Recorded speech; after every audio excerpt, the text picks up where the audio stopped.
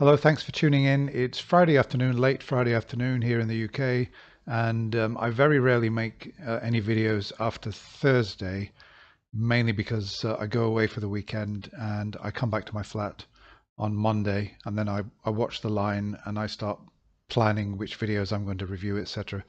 So I've usually all finished up by Thursday. However, I've been listening today while I've been working. There's an episode from 2023, several very good calls, which I'm going to feature, but there's one that I just couldn't resist doing now before I leave my flat for the weekend. It's Jared calling in, claiming that God busted him out of prison. And I thought this one was so sort of funny and hilarious that it was worth doing before I go away because I don't want to forget it. So let's have a listen. He's just explained how he came to be in a position where he was in prison and he was being held somewhere. So let's have a listen. I was gone for 12 years before they caught me. Yeah, yeah. So he said that he was sent to a particular installation, and he escaped for 12 years before he was recaptured. Okay.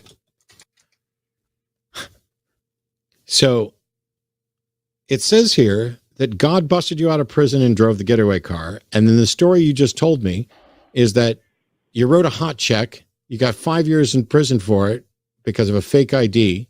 On $20. So the story's already not true. On $20. So I already don't believe this. But then you ended up with two people at a ranger station. And then you said you easily escaped from there. So you told the call screener that God busted you out of prison and drove the getaway car. Now that's really cool because I'd love to know A, how you got out of prison, and B, how you know it was God, and C, how God drove a getaway car. But when I asked you to tell the story and keep it succinct, you told me all the backstory, and then when it got to you escaping, I easily escaped.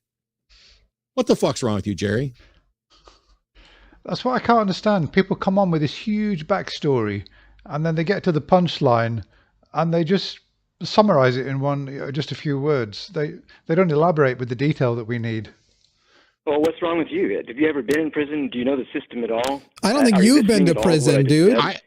My question here is, well, how is that relevant? How can he justify at the end of that backstory the claim I easily escaped, and then say, "Oh, have you ever been to prison?" Nothing to do with prison or anything else. My question here is, you told the call screener that God busted you out of prison and drove the getaway car. And when I asked you to tell me that story, you told me the story about how you went in prison, got all the way up to the moment you escaped, and then just said, I easily escaped. Why can't you tell the part of the story that's fucking relevant? What part do you want? Do you want the easily escape part? How did God? Do you think that was easy? Let me mute you. You asked me what part of the story I want. I want the part of the story that shows that God busted you out of prison and God drove the getaway car. I want the part of the story that you promised to fucking tell me. Are you going to tell me that part? Well, he's talking in the same spirit as Christians who say, I was in the gutter and God turned my life around.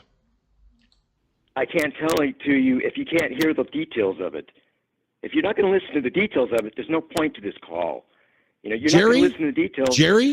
Jerry, I'm giving you your last opportunity. Tell me how God busted you out and drove the fucking getaway car right now. God blinded the people that were supposed to be looking at everything. That the person whose name I used had a record about a mile long. He was about a foot taller than me. No description. They didn't look at the description. Just the blindness of everyone going through this. Well, I mean, that's not really blindness, is it? That's more carelessness. People make mistakes. Look at Ted Bundy. Look at him. Look at the mistake they made there when they put him in that room above the court, and he climbed out of a window and he went on to kill. People can get careless in prisons. People do escape because of carelessness. This entire system was unbelievable, all the way through to the end. So what happened was that God is blinding consciousness and just putting his thoughts into their heads. So that's how I escaped. It It was practically it was a series of actually very unlikely occurrences that we're talking about. If you haven't been in the prison, if you've never escaped, then you could sit here and Jerry, you've never been to prison, so I don't get like Jerry. ooh. I'm going to give you your absolute last chance. You said that God busted you out of prison and drove the getaway car.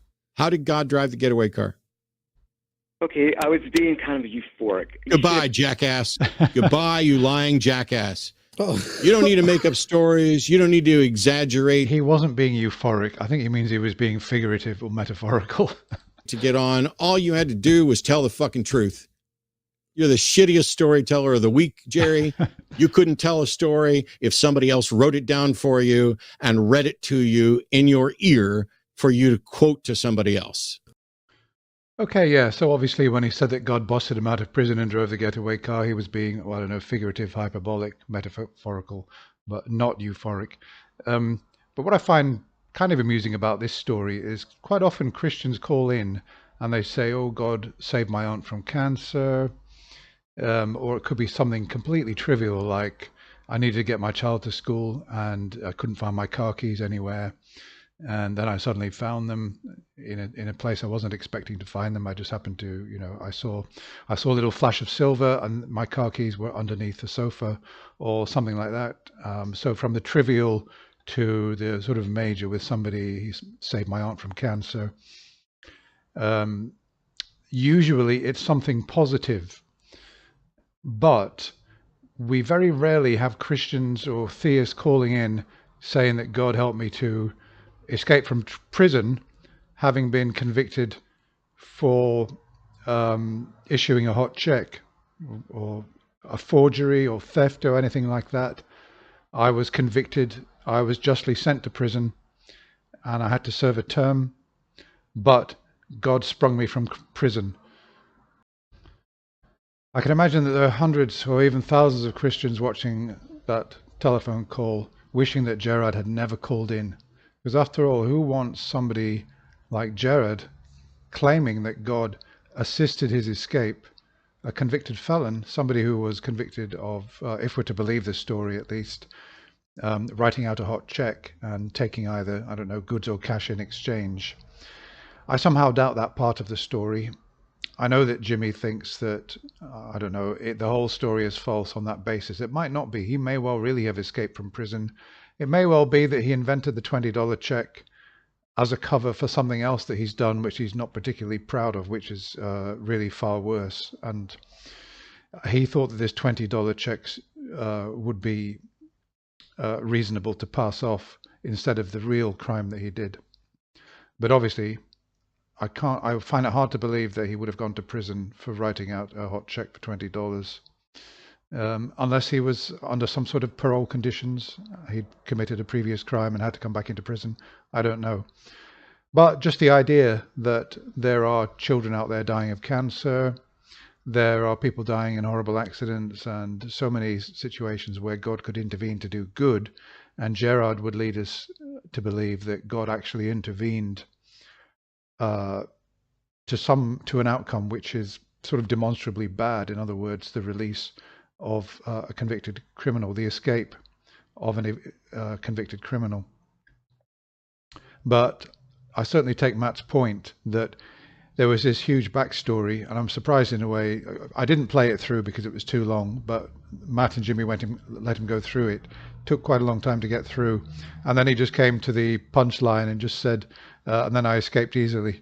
When it's a bit like saying, I saw a ghost in my house, and then you give a big backstory, and then you just say, oh yeah, and then I saw the ghost, and there it was, and that was it.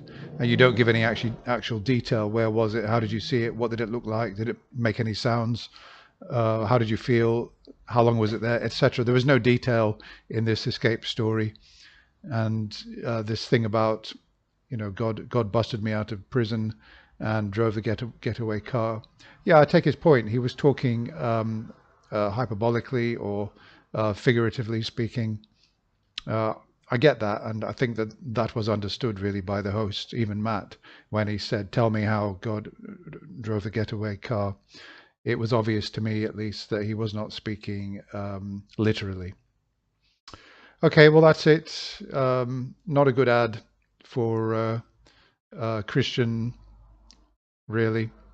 I think that it's one of the worst claims I've ever heard of God actually intervening in the real world to assist somebody in need. Most definitely. Thanks a lot for watching. Bye for now.